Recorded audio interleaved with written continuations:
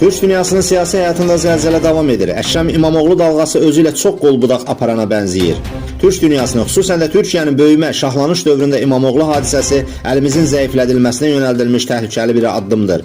Bütün dünyanın sol güclərinin birləşmiş gücünün onun arxasında olması və milli iradəli hökumətlərə qarşı demokratiya adı altında təsir mexanizmləri formalaşdırılması, onu məharətlə tətbiq etmələri prosesin adını, soyadını ehtiva edir.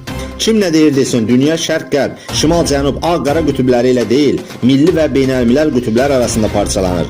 Belə də Osmanlının son əsrlərindən Türkiyənin 2000-lərinə qədərki beynəlmiləl güclərin əsarəti altına düşmələri və 2000-lərdən indiyə qədər apardığı milli mücadilə hələ çox sancılar çəkdirəcək. Erdoğanın Bağçalı ilə birgə başını çəkdiyi istiqaməti sarsıtmaq bir İmamoğlu deyil, 100 İmamoğlu ilə də olsa mümkün olmayacaq.